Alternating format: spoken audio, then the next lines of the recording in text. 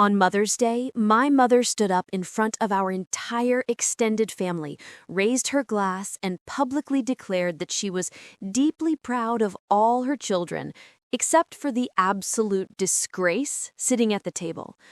Nobody stepped forward to defend me as the room filled with cruel, mocking laughter, prompting me to simply smile, hand her a sealed white envelope, and quietly exit the house. But the celebratory atmosphere dissolved into pure, unadulterated terror moments later when she tore open the envelope, scanned the contents, and started screaming so loudly that the neighbors rushed outside to witness her total psychological collapse. My name is Audrey, and I was the daughter who had to learn the hard way that a mother's womb can sometimes harbor a cold, calculating enemy rather than a protector. The absolute breaking point of my life occurred on a bright, sunny Sunday afternoon in mid-May 2025. I was sitting at the heavily decorated patio table in the immaculate landscaped backyard of my mother's luxurious suburban estate in Charlotte, North Carolina. The air was filled with the fragrant scent of blooming spring flowers and an expensive catering spread, but my throat felt completely tight with an overwhelming sense of familiar dread. Surrounding the table were 25 of our closest relatives, aunts, uncles, cousins, and high society family friends who had all gathered to celebrate the matriarch of our family, my mother, Evelyn. Evelyn was a highly prominent, wealthy corporate real estate broker who valued public perception, material status, and absolute obedience above all else. To Evelyn, children weren't human beings to be loved unconditionally, they were mere extensions of her own vanity, tools to be manipulated to enhance her standing in the community. My older brother, Garrison, and my younger sister, Bianca, had spent their entire lives playing the role of the perfect, compliant golden children, running corporate branches under Evelyn's direct oversight and constantly feeding her narcissistic ego. I, however, was the designated family scapegoat. I had chosen a completely independent path, establishing my own successful, high-end interior architecture firm from scratch without a single dime of Evelyn's money or influence. Because I refused to let her control my life, my choices, or my business operations, she viewed my independence as a direct, insulting act of defiance that needed to be publicly crushed. For over 2 years, Evelyn, Garrison, and Bianca had been quietly conspiring to systematically dismantle my business infrastructure. My firm had recently secured a highly lucrative, multi-million-dollar historical renovation contract for the city's largest downtown commercial district, a contract that Evelyn's own brokerage firm had desperately bid on and lost. The burning jealousy inside my family reached a pitch fever. Using her corporate connections, Evelyn began planting false rumors about my firm's financial stability, trying to manipulate the zoning boards, and even convinced my lead project manager, whom she secretly bribed with a high-paying executive position at her own company, to steal our proprietary structural blueprints and client database right before the final building permits were set to be approved. They believed their corporate sabotage was flawless, completely unaware that my independent network security team had flagged the unauthorized data downloads weeks prior. I didn't confront them immediately. I didn't scream or make emotional phone calls. Instead, I quietly let them execute their entire scheme, gathering ironclad forensic digital evidence, financial transaction records of the bribes, and certified legal affidavits, waiting for the absolute perfect moment to deliver a crushing. That exact moment arrived on Mother's Day. Evelyn had demanded my presence at the family brunch, explicitly telling me that it was a mandatory event to maintain the family's public image. I arrived late, quietly taking my seat at the end of the long table, carrying a simple, sealed white envelope in my jacket pocket. The brunch proceeded with Garrison and Bianca showering Evelyn with expensive designer gifts, luxury jewelry, and overly dramatic speeches about her flawless parenting. Evelyn basked in the attention like a queen, sipping her vintage champagne until she finally stood up at the head of the table to deliver her traditional toast. The chatter around the table died down instantly as everyone turned their adoring eyes toward her. Evelyn adjusted her diamond earrings, smiled warmly at Garrison and Bianca, and then turned her gaze toward me. Her expression instantly shifted into a mask of pure, icy condescension. I want to thank everyone for coming today to celebrate the beautiful family we've built, Evelyn began, her voice carrying clearly across the manicured lawn. As a mother, I have dedicated my entire life to ensuring my children reflect the absolute highest standards of success, integrity, and class.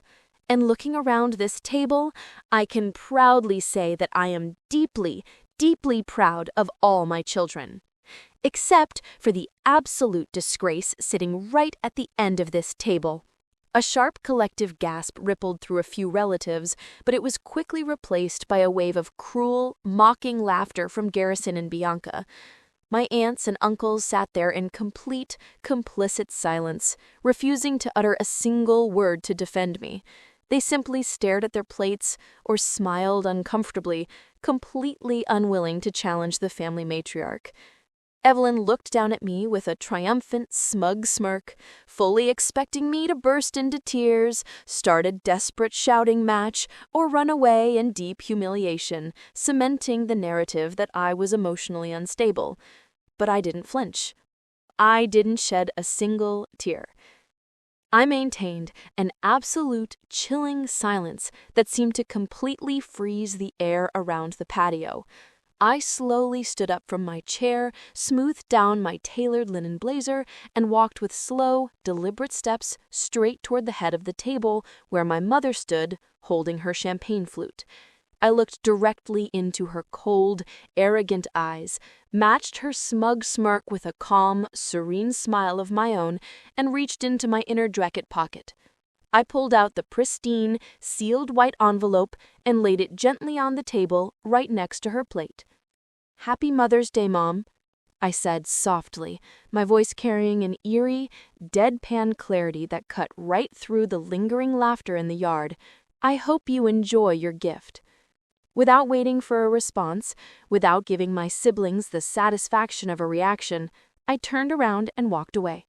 I walked past the rows of stunned relatives, through the grand glass doors of the mansion, and straight out to my car.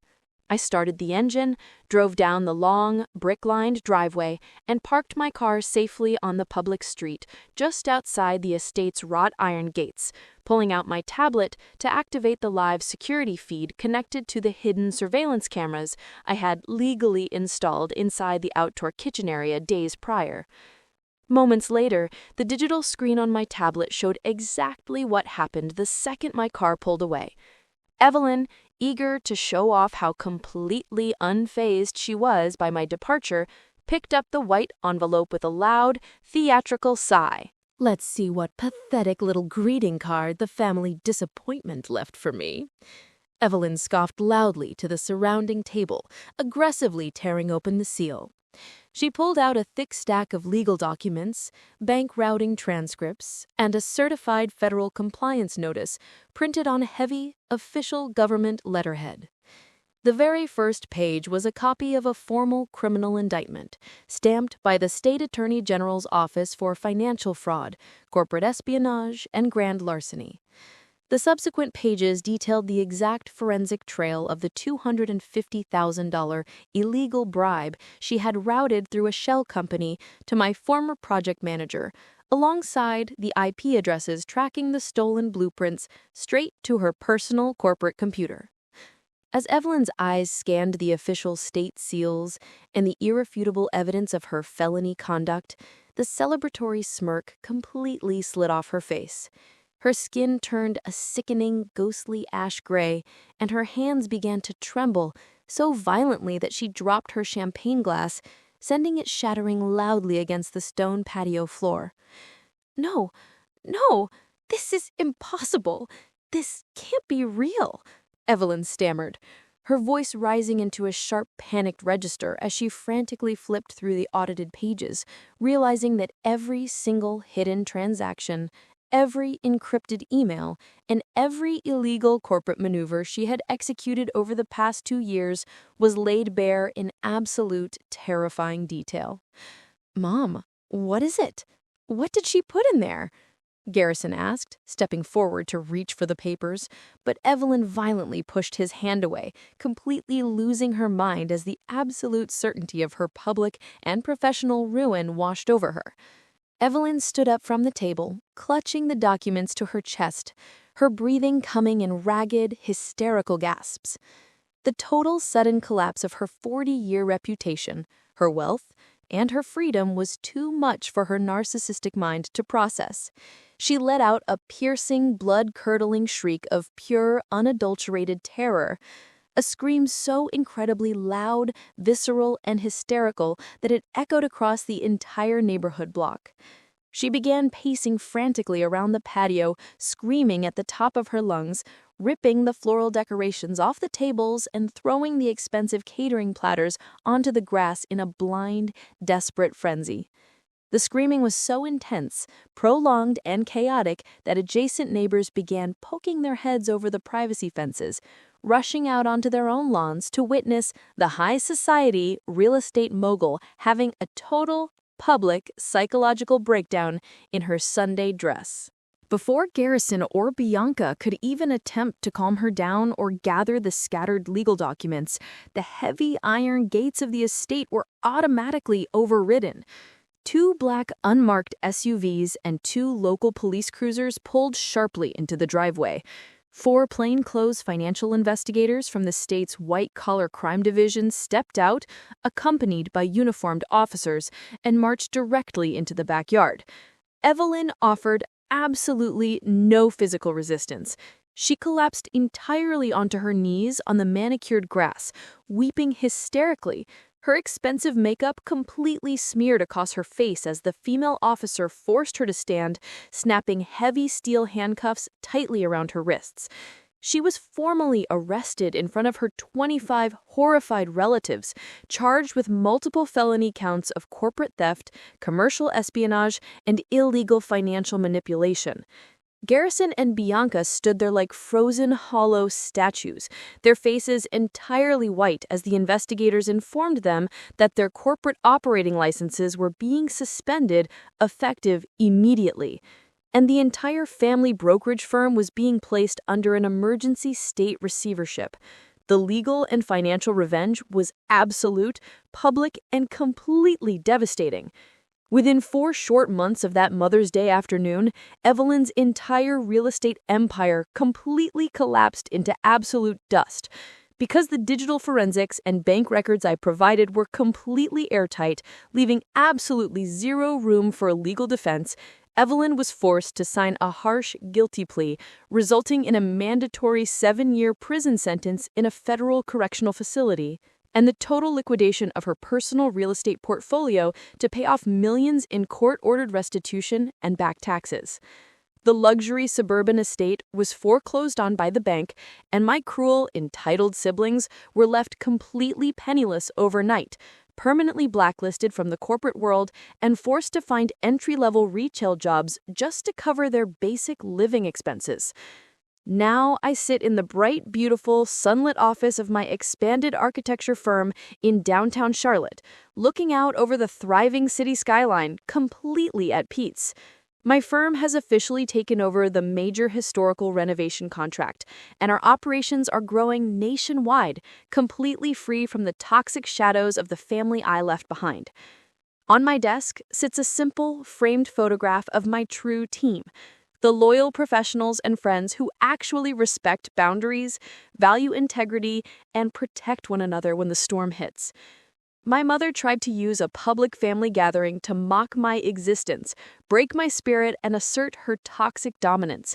But by keeping my emotions completely out of the equation, letting the cold, hard data do the talking, and striking at the exact second she felt completely untouchable, we didn't just protect my future, we permanently dismantled her entire world. My personal advice to anyone listening to this, never allow the heavy weight of maternal obligation or family expectations to trick you into tolerating toxic emotional abuse, public humiliation, or deliberate sabotage from a narcissistic parent. It is a profoundly painful, heartbreaking reality to accept, but the person who gave you life can sometimes be the very same enemy who is actively plotting to destroy your career, your independence, and your mental peace just to feed their own fragile ego. A shared bloodline or a seat at the holiday dinner table should never buy someone a free pass to treat you like a second-class citizen. And your hard-earned success belongs entirely to you, not to the people who spent your whole life trying to make you feel worthless. If a parent repeatedly uses family gatherings as a weaponized stage to diminish your character and break your spirit, you must stop seeking the validation they are fundamentally incapable of giving you. Put up ironclad, unyielding boundaries, protect your professional and financial assets under strict private protocols, and let your absolute silence and documentation be your greatest weapon against their games. True family isn't defined by the person who gave birth to you or the corporate name printed on the family trust. It is defined solely by the people who actually celebrate your victories, respect your boundaries, and stand fiercely by your side to lift you up when the world tries to drag you down. Walking away from a toxic mother and letting the legal consequences of her own malice ruin her is not an act of betrayal. It is the highest, most profound act of self-respect and protection you can ever give to your own future. Take this story as your ultimate wake-up call to stand tall, trust your independent strength, and permanently put your own peace and dignity first today, because you deserve a life free from cruel manipulation.